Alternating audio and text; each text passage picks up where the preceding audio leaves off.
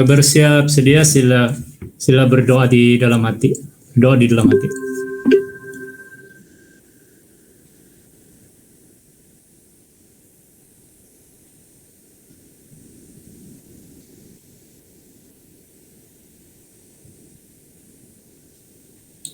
Haleluya, aman. Dalam nama Tuhan Yesus Kristus, kita memulakan sesi yang kedua penuh dengan baktian penuh rohani. Pertama-tama mari kita sama-sama naikkan pujian dalam kidung rohani bilangan 35.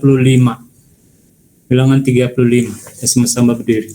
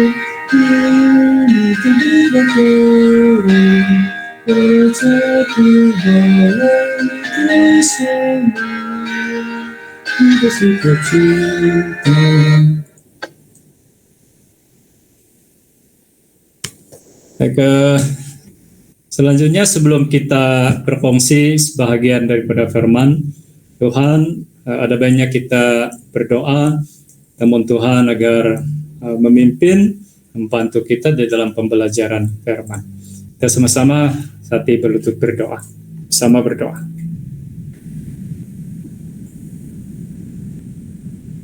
Dalam nama Tuhan Yesus Kristus, kami panjatkan doa. Haleluya, haleluya.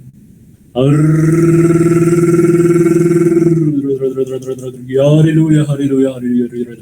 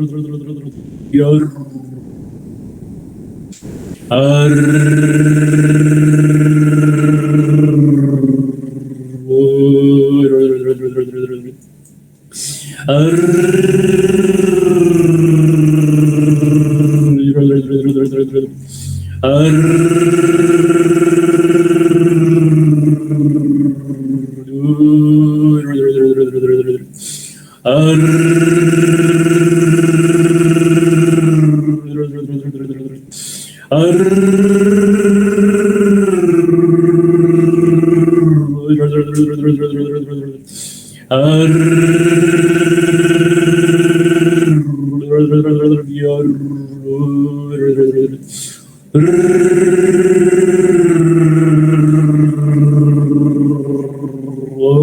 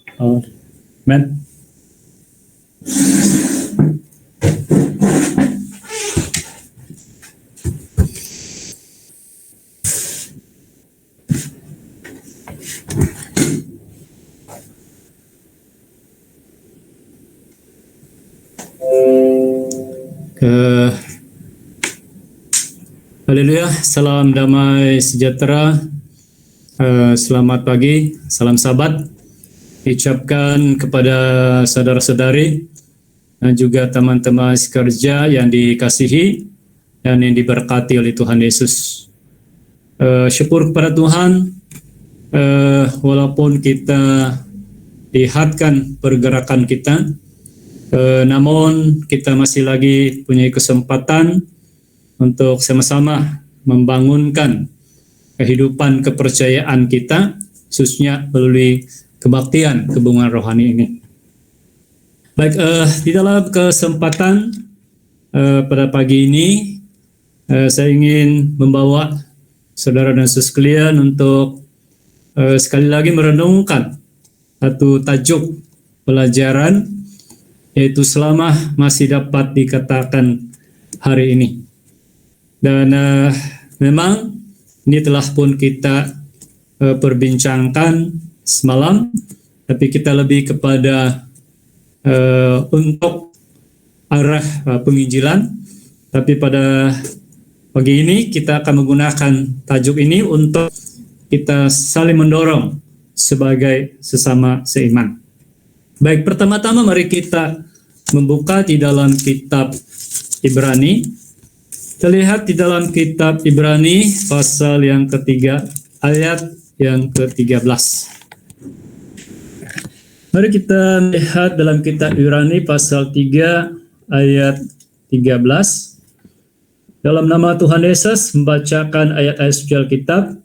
Ayat 13, tetapi nasihatilah seorang akan yang lain setiap hari selama masih dapat dikatakan hari ini, supaya jangan ada di antara kamu yang menjadi tegar hatinya karena tipu daya dosa. Baik, ini adalah merupakan sebahagian daripada kata-kata nasihat yang telah dituliskan ya di dalam kitab Ibrani ini. Seperti mana yang kita sedia maklum, apabila kita membaca ya kitab Ibrani ini, maka kita tidak mendapati khususnya kata-kata salam ataupun ucapan salam di dalam permulaan surat ini seperti surat-surat pada lazimnya. Pada lazimnya surat-surat dituliskan, maka ada salamnya dan juga kita boleh dari sana kita dapat lihatlah siapakah penulisnya. Namun apabila kita membacakan kitab Ibrani ini, maka kita hanya dapat memastikan bahwa surat ini memang adalah dituju secara khusus ya kepada orang Ibrani.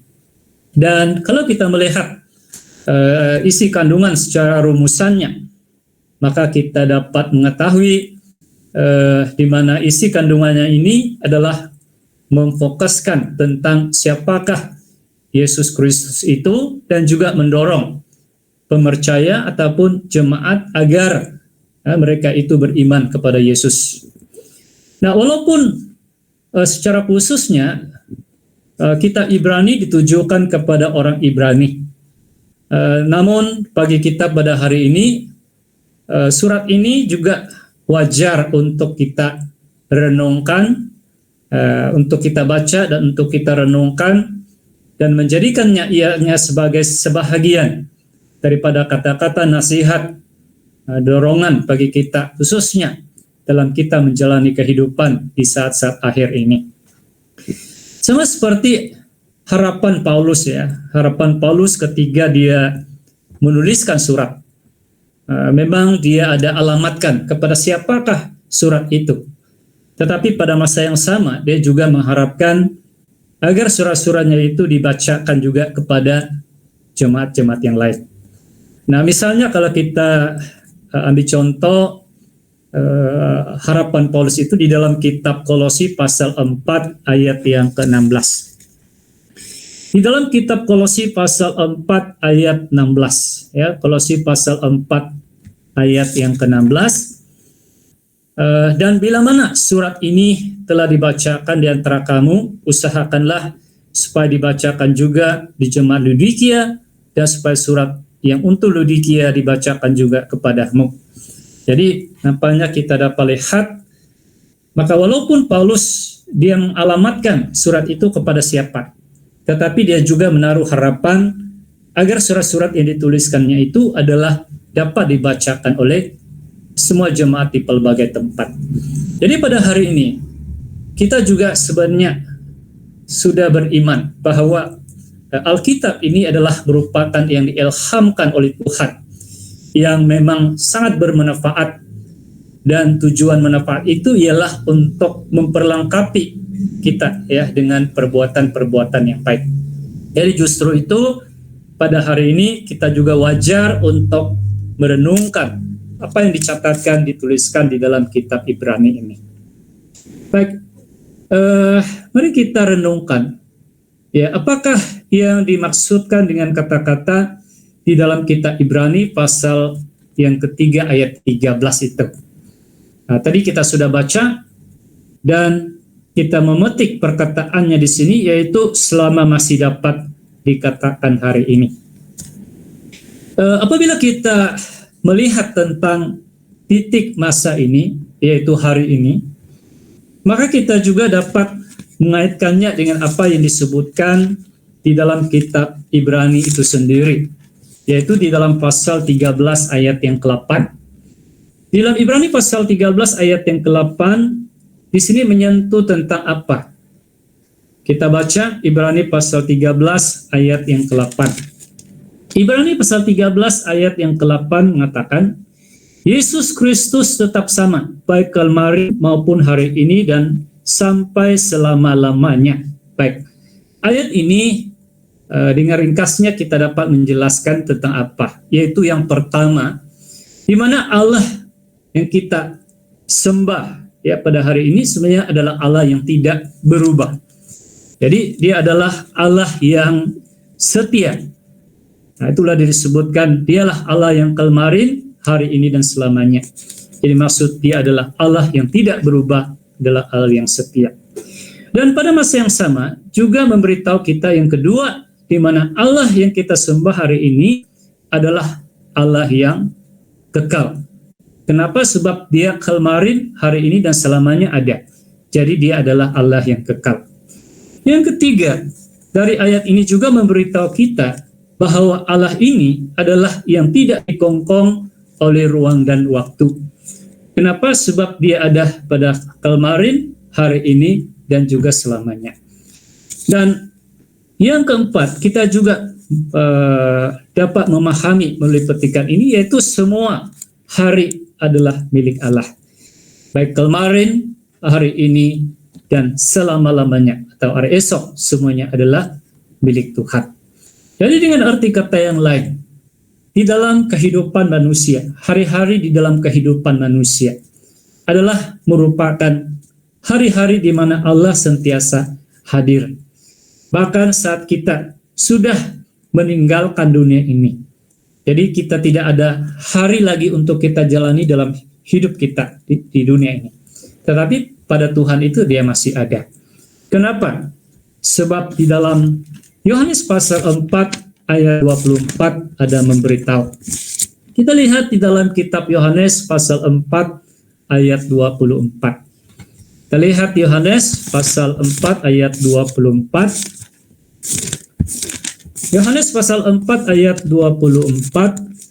Ayat 24, Allah itu roh dan barang siapa menyembah dia harus menyembahnya dalam roh dan kebenaran. Nah, di dalam ayat ini menjelaskan kepada kita kenapa Tuhan itu, Allah itu boleh berada pada hari kemarin, pada hari ini, dan pada hari esok dan selamanya. Karena dia adalah roh. Jadi roh adalah yang tidak terbatas, dia tidak dikongkong oleh ruang dan juga waktu. Jadi saudara sekalian, bagi kita pada hari ini, seperti yang saya nyatakan semalam, di mana kita ini memang akan melalui hari-hari hidup kita dalam 3 titik masa ini, dan biasanya kita sebutkan apa yang sudah berlalu itu menjadi satu sejarah, menjadi kenang-kenangan. Itulah hari kemarin, dan hari ini adalah hari di mana kita hidup, di mana kita ada, di mana kita bernafas, dan inilah merupakan suatu anugerah. Dan hari esok, seperti yang dikatakan oleh Yakobus, adalah merupakan suatu misteri karena kita tidak tahu apa yang berlaku seterusnya. Jadi justru itu saudara, apa yang kita mau tekankan bukanlah yang kemarin, bukanlah yang pada hari esok, tetapi seperti dikatakan oleh Yesus, yaitu adalah hari ini. Karena kalau kita pikirkan soal hari esok, Yesus kata kita pun tidak dapat menambah selangkah jalan hidup kita. Jadi fokus pemikiran kita yaitu adalah hari ini, yang mana adalah merupakan suatu anugerah yang telah diberikan oleh Tuhan bagi kita. Jadi apa hari ini adalah merupakan suatu anugerah bagi kita sebagai orang yang telah percaya kepada Yesus. Dengan arti kata yang lain, sebagai jemaat gereja Yesus benar, hari ini adalah merupakan suatu anugerah yang sangat bernilai bagi kita. Mengapa? Mari kita lihat apa yang dijelaskan di dalam kitab Ibrani. Kita lihat di dalam kitab Ibrani pasal 1 ayat yang kelima. Terlihat di dalam kitab Ibrani pasal 1 ayat yang kelima. Ayat kelima, karena kepada siapakah di antara malaikat-malaikat itu pernah ia katakan, anakku engkau telah kuperanakan pada hari ini. Dan aku akan menjadi bapaknya, dan ia akan menjadi anakku. Baik, di dalam ayat ini adalah memberitahukan kepada kita tentang suatu nabuat yang pernah dinabuatkan oleh para nabi. Dan ianya telah terjadi ataupun tergenap ke atas diri Yesus. Nah, ini memang kita sangat pasti. Di mana kita tahu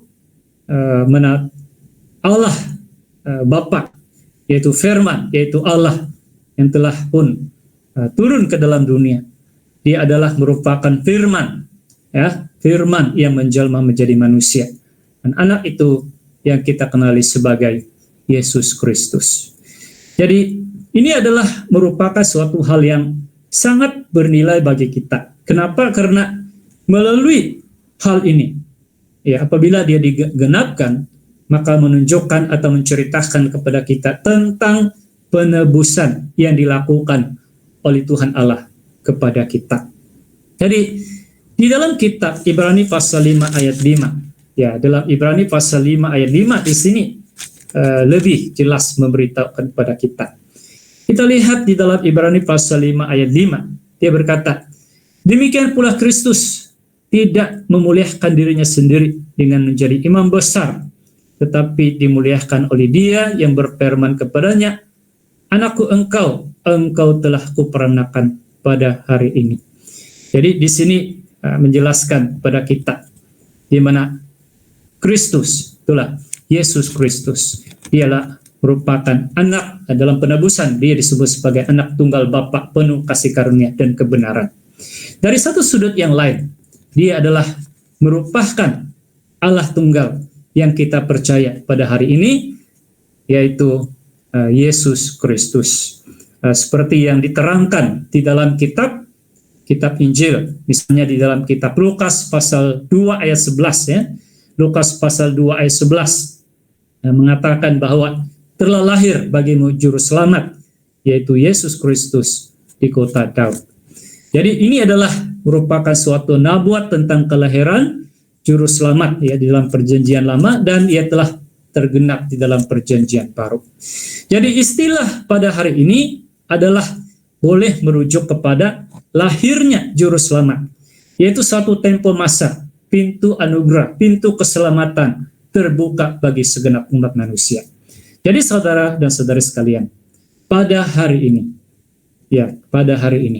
maka kita telah sebenarnya menjadikan Yesus Kristus sebagai juru selamat bagi kita. Ya, kita telah menjadikan Yesus sebagai juru selamat bagi kita. Nah, apa maksud kita telah menjadikan Yesus Kristus itu sebagai juru selamat bagi kita? Mari kita lihat di dalam kitab Ibrani pasal 3 ayat yang ke-14. Ibrani pasal 3 ayat 14. Ayat 14, karena kita telah beroleh bahagia di dalam Kristus, asa saja kita teguh berpegang sampai kepada akhirnya pada keyakinan iman kita yang semula. Jadi Ibrani pasal 3 ayat 14, nah, ini memberitahukan kita di mana dia berkata kita telah beroleh yaitu bahagian dalam Kristus. Jadi inilah apa yang dimaksudkan dengan Yesus Kristus menjadi juru selamat bagi kita. Di mana melalui Yesus Kristus kita beroleh bahagian di dalam Kristus. Nah, apa pula yang disebutkan dengan beroleh bahagian dalam Kristus? Kita lihat di dalam Ibrani pasal 3 ayat 1. Kita lihat Ibrani pasal 3 ayat 1. Ibrani pasal 3 ayat 1, sebab itu, hai saudara-saudara yang kudus, yang mendapat bahagian dalam panggilan surgawi, pandanglah kepada Rasul dan Imam besar yang kita akui, yaitu Yesus. Jadi di sini memberitahukan kepada kita apa itu bahagian dalam Kristus. Ya, yaitu mendapat bahagian dalam panggilan surgawi. Dengan arti kata yang lain, di mana kita pada hari ini yang telah menerima sekerman-sekerman berdasarkan ajaran di dalam Alkitab, maka kita ini sebenarnya adalah merupakan sebahagian daripada orang-orang yang mendapat panggilan surgawi. Jadi mendapat panggilan surgawi ini juga dapat didefinisikan sebagai, yaitu kita adalah merupakan anggota-anggota sebagai keluarga Allah. Kita lihat di dalam kitab Efesus pasal 2. Kita lihat di dalam Efesus pasal yang kedua ayat yang ke-19. Efesus pasal 2 terlihat di dalam ayat 19. Efesus pasal 2 ayat 19.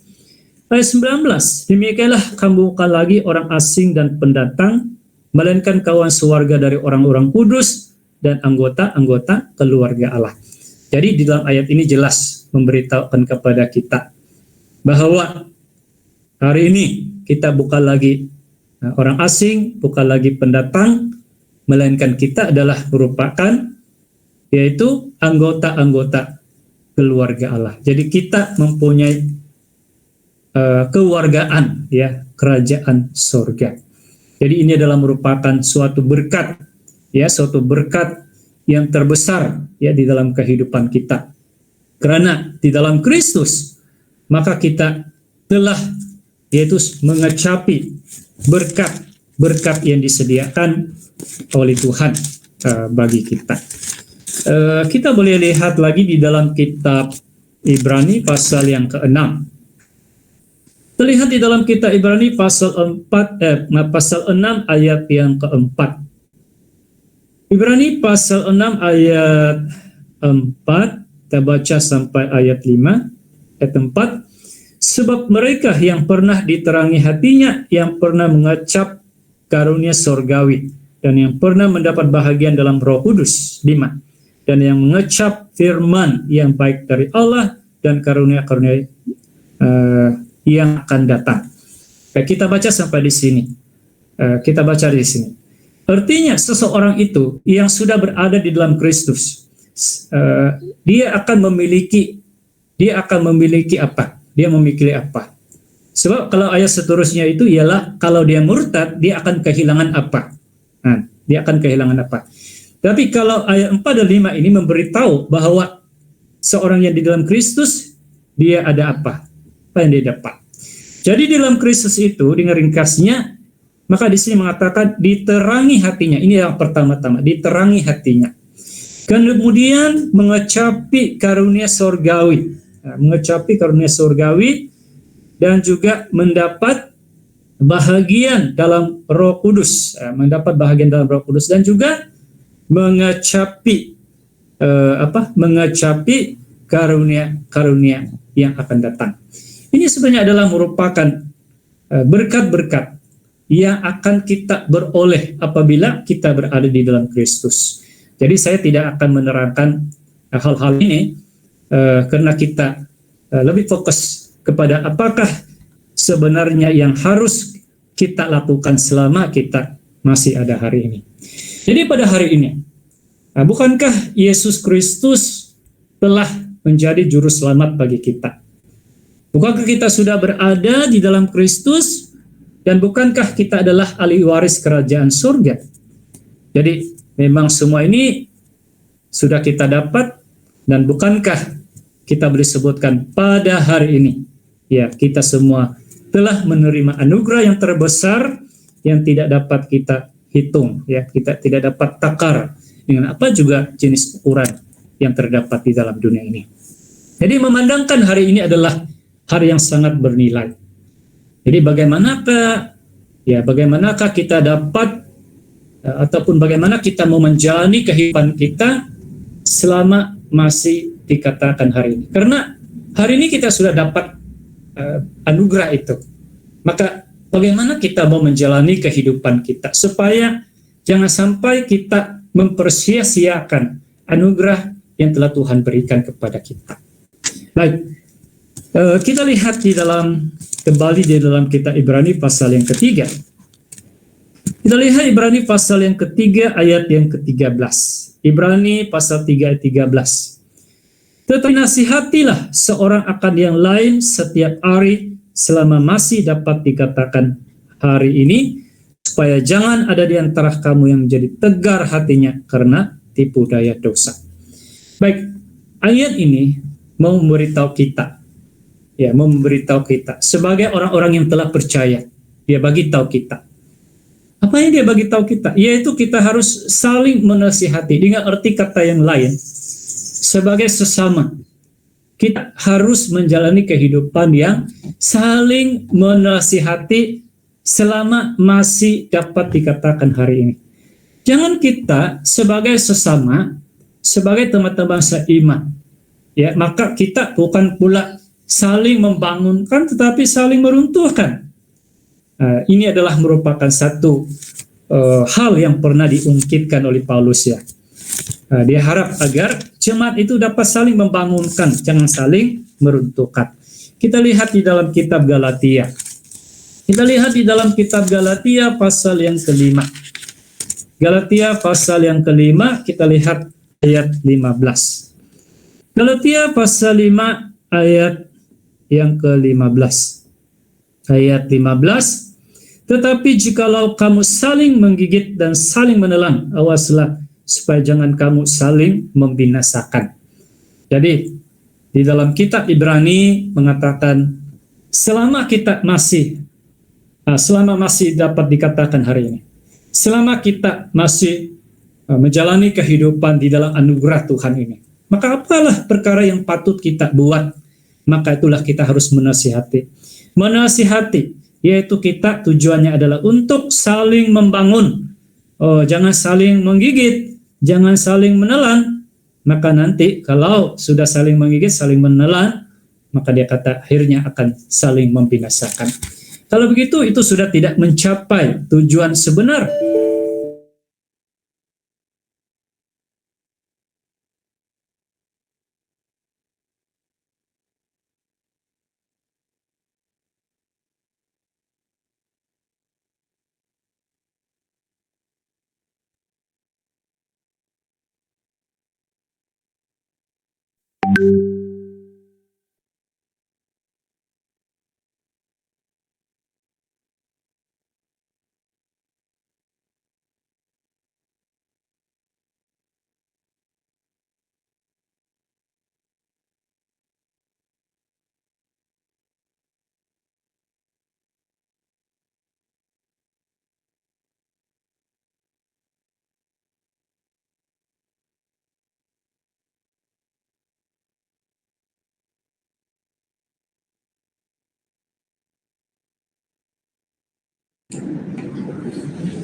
Kita tunggu sekejap ya, Pendeta Yusus terputus.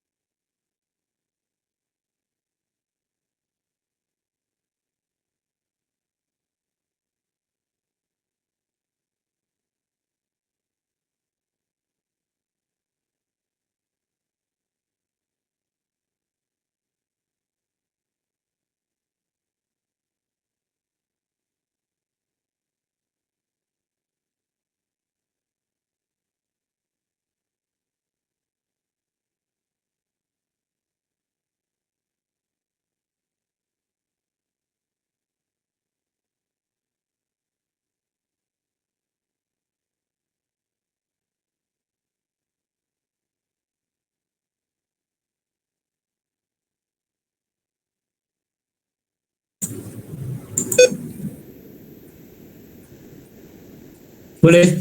Halo. Ya, pendeta, dengar sudah. Oke. Hilang karen sekejap, sorry. Oke. Sampai mana sudah itu?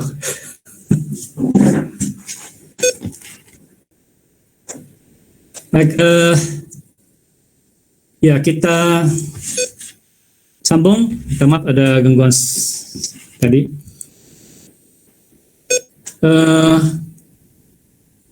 Ya, tadi kita telah lihat ya di dalam kitab Galatia pasal 5, Galatia pasal 5 ayat yang ke-15, di mana adalah merupakan suatu yaitu suatu nasihat ataupun suatu harapan ya Paulus supaya jemaat dapat menjalani kehidupan yang saling membangunkan. Jangan saling menggigit, jangan saling menelan karena akan saling membinasakan. Jadi sepatutnya sebagai sesama jemaat itu harusnya buat apa? Apa yang harus diusahakan? Kita lihat di dalam kitab Galatia pasal yang ke-6 ayat pertama. Galatia pasal 6 ayat pertama. Galatia pasal 6 ayat pertama. Saudara-saudara, kalaupun seorang kedapatan melakukan suatu pelanggaran, maka kamu yang rohani harus memimpin orang itu ke jalan yang benar dalam roh lemah lembut sambil menjaga dirimu sendiri supaya kamu jangan kena pencobaan. Ayat 2. Bertolong-tolonglah menanggung bebanmu, demikianlah kamu memenuhi hukum Kristus. Nah, di dalam ayat ini memberitahukan ya kepada kita bagaimana kita mau menjalani kehidupan kita yang saling membangunkan, saling membangunkan itu. Ataupun dengan kata lain, bagaimana kita dapat menjalani kehidupan yang saling memimpin di antara satu sama yang lain. Jadi di sini ada prinsip yang telah pun dinyatakan. Secara ringkas saya sampaikan, yaitu yang pertama ya, yang pertama dia mengatakan apa itu? Kamu yang rohani ya, kamu yang rohani. Kamu yang rohani ini maksud kamu yang ataupun kita yang hidup menurut roh Allah. Jadi kalau kita mau membangunkan seseorang, maka pertama-tama kita sendiri kita kena melihat diri kita sendiri. Adakah hidup kita adalah hidup yang menurut roh Allah? Misalnya tadi pendeta Agai ya, ada juga memberikan satu nasihat dan dorongan di mana sebagai seorang barisan pemimpin itu maka dia harus menjadi teladan. Jadi macam mana kita mau membangunkan orang, menasihatkan orang kalau kita sendiri pun ya tidak dapat menjalani kehidupan yang menurut kehendak Allah. Jadi janganlah kita sama seperti yang dikatakan, seperti itu Katam yang mengajar ya anaknya berjalan ke depan ya, maju ke depan. Dia tidak pandai itu. Sebab mamanya pun jalan miring, macam mana dia dapat mau tunjuk anaknya itu ajar untuk jalan lurus. Jadi artinya kita harus menjalani kehidupan yang memimpin melalui teladan. Yang kedua yang disebutkan di sini ialah dalam roh lemah lembut. Dalam roh lemah lembut. Ya, dalam roh lemah lembut. Jadi apa itu dalam roh lemah lembut? Kita ambil contoh yang diajarkan oleh Paulus di dalam kitab 1 Timotius pasal yang ke-5. Kita lihat di dalam kitab 1 Timotius pasal yang ke-5 ayat 1. 1 Timotius pasal 5 ayat 1. Janganlah engkau keras terhadap orang tua, melainkan tegurlah dia sebagai bapa. Tegurlah orang-orang muda sebagai saudaramu. Ayat 2, perempuan-perempuan tua sebagai ibu dan perempuan-perempuan muda sebagai adikmu dengan penuh kemurnian. Jadi di dalam ayat ini memberitahu kita, Paulus dia memberikan satu tunjuk ajar lah, yaitu bagaimanakah mau memimpin dengan lemah lembut ini. Jadi memimpin dengan lemah lembut ini ialah bila kita mau menegur ataupun mau menasihati, mau membangun seorang, maka haruslah kita mempunyai satu hati yang menganggap dia itu sebagai Bapa kita. Kita menganggap dia sebagai saudara-saudara kita. Maka barulah kita dapat menyampaikan kata-kata nasihat, itu akan dapat membangunkan. Tapi kalau kita menganggap orang itu ialah musuh kita, menganggap orang itu ialah kita menaruh dendam terhadap dia, maka bila kita menasihati, maka akan yang hasilnya ialah kita akan menggunakan hawa nafsu, maka akhirnya kita akan menggunakan cara kita, akhirnya bukan pula membangunkan, tapi seperti yang dikatakan oleh Paulus, nanti akan menjadi saling menggigit, menelan, akhirnya akan meruntuhkan. Baik, yang selanjutnya, yang ketiga, kita kembali lagi dalam Galatia pasal 6 ayat 1 tadi itu. Ya, kita lihat kembali Galatia pasal 6 tadi, ayat yang pertama. Yang ketiga yaitu dia kata sambil menjaga diri supaya jangan kena pencobaan. Jadi kalau kita mau menasihati, kita saling menasihati, kita mau membangunkan, tapi jangan sampai pula kita kena pencobaan. Jadi apa maksudnya mau menjaga diri supaya jangan kena pencobaan? Dan biasanya kita memberikan counseling kepada orang lain, maka kita disarankan untuk jangan hanya berdua saja. Terutama sekali kalau lawan jantina. Kalau kita berdua saja, mula-mula bilang menasihati, tapi lama-lama bukan pula menasihati, tapi nanti berlaku hal-hal yang tidak diingini. Jadi bukan pula membangunkan, akhirnya dua-dua pun runtuh. Jadi oleh itu, ini adalah merupakan satu perkara yang perlu kita jaga di dalam saling menasihati. Ya, satu segi lagi ialah kita perlu menjaga diri kita sendiri. Maksudnya ialah kita perlu menampilkan satu sikap yang baik, Jadi maksud saya ialah kalau kita menasihatkan seorang itu tentang kesalahannya, contohnya kesalahan dia adalah salah dia tapi kita sendiri pun ada kesalahan juga. Jadi bagaimana kita mau membetulkan kesalahan ini sedangkan kesalahan itu ada pada kita. Itulah maksud saya. Jadi kita perlu mau menjaga diri kita sendiri. Jadi kalau kita mau saling menasihati, yang selalu kita tekankan mesti bukan berdasarkan apa yang kita pikirkan baik. Tadi pun Pendeta Hagai ada sebut ya. Jadi mereka itu melalui perjalanan itu maka adalah berdasarkan petunjuk ya daripada Tuhan. Ada tiang awan, ada tiang api, itu menjadi satu pembimbing mereka. Jadi pada hari ini kita mau saling menasihati. Selama masih dapat dikatakan hari ini, sudah tentu kita memerlukan satu sumber ataupun kita perlu ada satu sumber yang tepat supaya benar-benar nasihat itu dapat memberi pembangunan. Baik, secara ringkasnya kita lihat ada beberapa hal yang perlu kita perhatikan. Yaitu yang pertama, kita lihat kembali di dalam kitab Ibrani pasal yang ketiga. Ibrani pasal yang ketiga kita lihat di dalam ayat yang ke-7. Ibrani pasal 3 ayat 7. Sebab itu seperti yang dikatakan Roh Kudus pada hari ini, jika kamu mendengar suaranya, janganlah keraskan hatimu seperti dalam kegeraman pada waktu pencobaan di padang gurun. Baik, di dalam ayat 7 ini khususnya ada menyebut sebab itu seperti yang dikatakan Roh Kudus.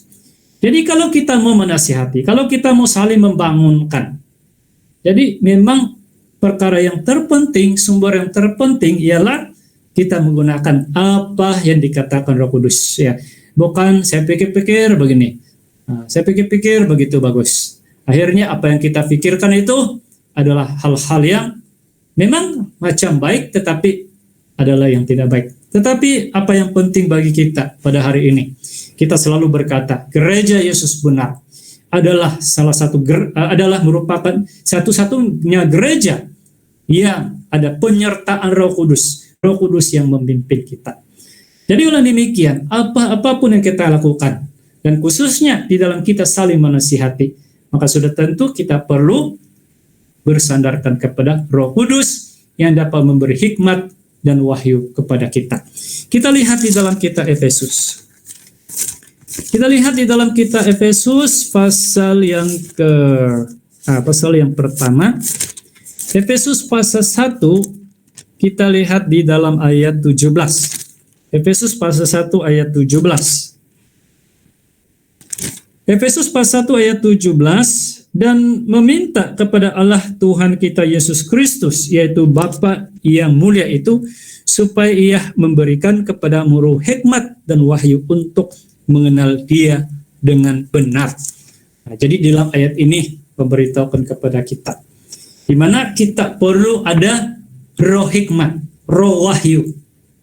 Nah, kalau ada roh hikmat, ada roh wahyu, maka kita dapat mengenal dengan benar. Tentang siapa? Tentang Allah. Karena Allah itu adalah roh. Nah, dari satu segi lagi adalah bila kita menjalani kehidupan yang saling membangunkan, saling menasihati, maka sudah tentu kita kena memohonnya kepada Tuhan Allah. Melalui Tuhan Allah, maka akan memberikan roh hikmat dan wahyu kepada kita, sehingga apa yang kita sebutkan, apa yang kita katakan, maka itu dapat membangunkan, bukan meruntuhkan. Inilah hal yang penting yang pertama di dalam kita saling menasihati, sumbernya adalah Roh Kudus. Yang kedua, seperti yang kita semua sudah paham, sudah tahu, yaitu tentang Alkitab. Jadi, bagaimanakah Alkitab itu boleh membantu kita dalam kehidupan kita sehari-hari? Bukan kita kata kita setiap orang perlu ada Alkitab, tidur pun dengan Alkitab, jalan pun dengan Alkitab. Bukan itu yang dimaksudkan. Tetapi setiap hari kita kena menggunakan masa dan kesempatan yang ada bagi kita untuk membaca Alkitab. Bukan saja setakat membaca, tetapi kita kena mengingat dan juga memahami serta melakukannya. Maka dengan demikian, barulah Alkitab itu dapat memberikan hikmat kepada kita, dan pada masa yang sama kan saja akan membantu kita, tetapi juga akan membantu pada orang yang kita nasihati.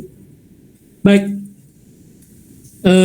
ini adalah merupakan dua perkara yang sangat penting di dalam kita mau mendapatkan ini sumber nasihat, ya, sumber nasihat. Baik, seterusnya mari kita sama-sama belajar. Apakah sikap di dalam kita mendengarkan nasihat? Jadi nasihat itu baik, tetapi apakah sikap kita di dalam kita mendengarkan nasihat? Selama ada hari ini, kita memang ada peluang satu segi memberi nasihat. Satu segi yang lain adalah menerima nasihat. Ini peluang kita. Tetapi apakah sikap yang perlu kita ada? Kita lihat di dalam kitab Ibrani pasal yang ketiga. Kita lihat di dalam kitab Ibrani pasal yang ketiga ayat yang ke-8. Ibrani pasal 3, kita lihat ayat yang ke-8. Ayat 8, janganlah keraskan hatimu seperti dalam kegeraman pada waktu pencobaan di padang gurun. Baik, kita bandingkan lagi di dalam ayat 15. Ayat 15. Tetapi apabila pernah dikatakan pada hari ini, jika kamu mendengar suaranya, janganlah keraskan hatimu seperti dalam kegeraman. Jadi dua ayat ini pun adalah yang sama saja, ya, yang sama saja. Kenapa ada firman ini kepada orang Ibrani? Kenapa ada Roh Kudus mengatakan ini kepada orang Ibrani? Apa sebab? Kenapa mereka dikatakan jangan keraskan hatimu? Memang ada sebab. Tidak akan disebut kalau tidak ada sebabnya. Nah, kalau kita melihat sejarah, memang benar-benar mereka ini adalah yang keras hati, ya. Kita boleh lihat di dalam kitab Zakaria. Ya, di dalam kitab Zakaria pasal yang ke-7. Zakaria pasal yang ke-7, kita boleh lihat ya di dalam ayat yang ke-11. Zakaria pasal yang ke-7 ayat yang ke-11. Tetapi mereka tidak mau mengiraukan, dilintangkannya baunya untuk melawan dan ditulikkannya telinganya supaya jangan mendengar. Baik, kita lihat di sini. Inilah sikap nenek moyang ini orang-orang Ibrani ini, di mana mereka tidak menghiraukan apa yang telah dikatakan oleh para nabi. Ya, jadi para nabi memberikan nasihat, tetapi mereka tidak mendengar. Beberapa kali Tuhan Allah mengutus para nabi, tapi mereka pun tidak mau dengar. Walaupun mereka ada telinga, tapi sengaja ditulikan telinga supaya tidak dengar. Di sini mengatakan dilintangkan bau, artinya itu melawan lah itu, ya, melawan. Tidak mau dengar dan melawan. Jadi oleh itu, maka dinasihatkan pada mereka supaya mereka itu dapat melembutkan hati, artinya dapat menerima segala nasihat itu.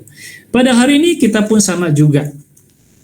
Sudah tentulah dalam kehidupan kita sehari-hari ada saja kesilapan-kesilapan yang mungkin secara tidak sadar kita telah lakukan. Tapi apabila kita disadarkan, maka kita harus terimalah teguran itu dengan lemah lembut. Dan kita tahu salah satu sebab kenapa mereka ini keras hati. Kenapa di hati kita ini menjadi keras, tidak suka untuk mendengarkan teguran, nasihat itu. Kenapa? Apa sebabnya?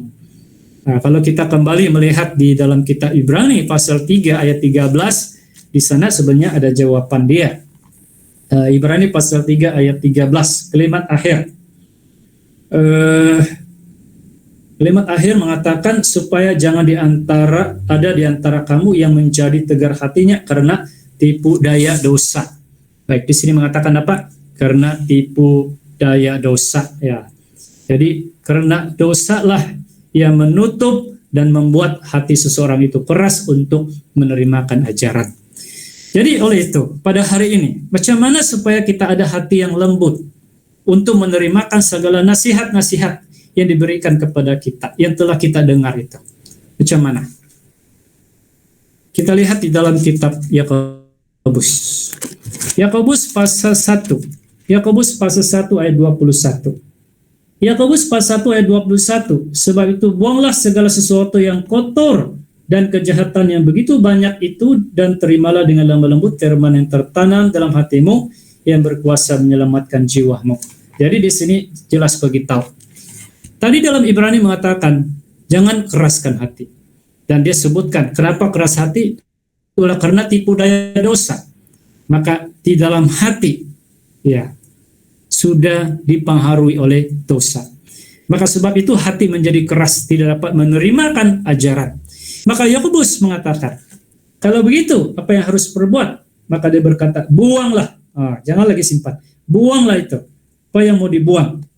Ya, buanglah segala yang kotor, yang jahat, yang begitu. Maka barulah kita dapat menerimakan firman Tuhan itu dengan lemah lembut. Artinya kita dapat terima masukan firman Tuhan di dalam hati kita. Jadi sudah tentulah firman Tuhan yang tertanam di dalam hati kita, yang telah kita terima itu akan berkuasa untuk menyelamatkan jiwa kita. Jadi justru itu, saudara dan saudara sekalian, ini adalah merupakan syarat utama bagaimana sikap kita di dalam mendengarkan nasihat, yaitu jangan kita keraskan hati kita. Yang kedua, apalagi sikap yang perlu kita ada? Kita lihat di dalam kitab Ibrani pasal yang ketiga. Ibrani pasal yang ketiga, kita lihat ayat 16. Ibrani pasal 3 ayat 16. Ayat 16, siapakah mereka yang membangkitkan amarah Allah sekalipun mereka mendengar suaranya? Bukankah mereka semua yang keluar dari Mesir di bawah pimpinan Musa? 17. Dan siapakah yang ia murkai 40 tahun lamanya? Bukankah mereka yang berbuat dosa dan yang mayatnya berkelimpangan di padang gurun? Baik, di sini memberitahu kita tentang apa? Yaitu hukuman yang telah ditimpahkan oleh Tuhan kepada nenek moyang ini orang Ibrani ini.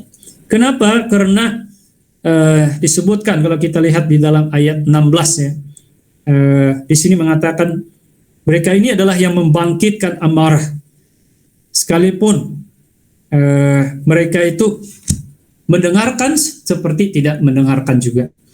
Maka yang demikian, dari sini kita dapat tahu bahwa mereka ini adalah yang tidak taat. Tidak taat. Jadi hari ini kalau kita mau dengar nasihat itu, maka kita harus mempunyai suatu hati yang taat lah. Ya, mesti mau ada suatu hati yang taat. Karena kalau ada hati yang taat, barulah kita tahu untuk bukan saja mendengar, tetapi kita akan mengaplikasikannya.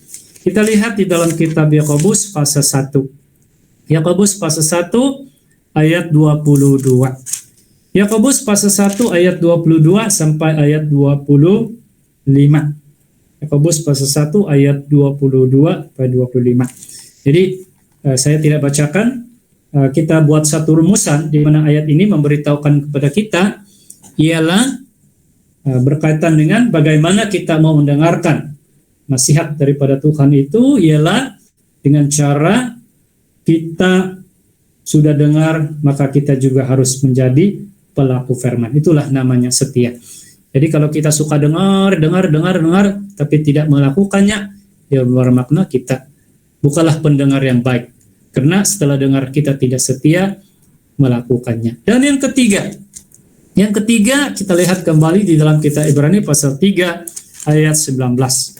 Ibrani pasal 3 ayat 19. Demikianlah kita lihat bahwa mereka tidak dapat masuk oleh karena ketidakpercayaan mereka. Jadi yang ketiga, kalau kita mendengarkan nasihat khususnya daripada Tuhan, dari Roh Kudus, maka haruslah kita percaya. Jadi kalau kita sudah dengar, tapi kita tidak percaya, maka itu tidak akan memberi manfaat kepada kita.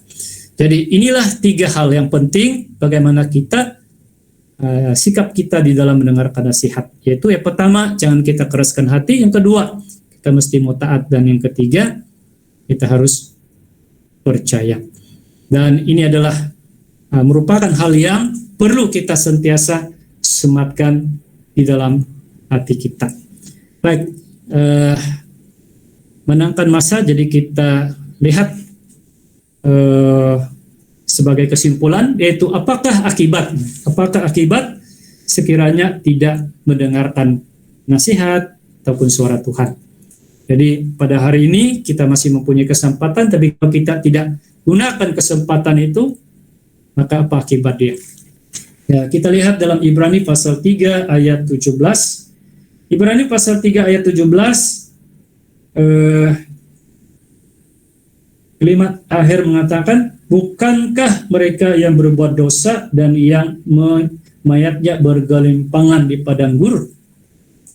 Sini berkata mayatnya bergelimpangan di padang gurun. Ayat 18. Dan berkata mereka takkan masuk ke tempat perhentiannya. Bukankah mereka yang tidak taat? Jadi di sini menjelaskan akibat orang yang tidak tahu menggunakan anugerah yang telah diberikan oleh Tuhan. Ya, yaitu akibatnya kita dapat lihat di dalam sejarah. Pertama-tama mereka itu telah mendapat hukuman daripada Tuhan. Itulah mayat mereka bergelimpangan di padang gurun. Dan juga disebutkan mereka tidak masuk ke tempat perhentian. Jadi pada hari ini memberikan peringatan ya kepada kita. Sesungguhnya seperti yang disebut di dalam kitab Ibrani pasal 10 ayat 31. Ibrani pasal 10 ayat 31 mengatakan apa? Dia kata ngeri benar kalau jatuh ke dalam tangan Allah yang hidup. Jadi adalah sesuatu yang mengerikan, ya, sesuatu yang sangat malang.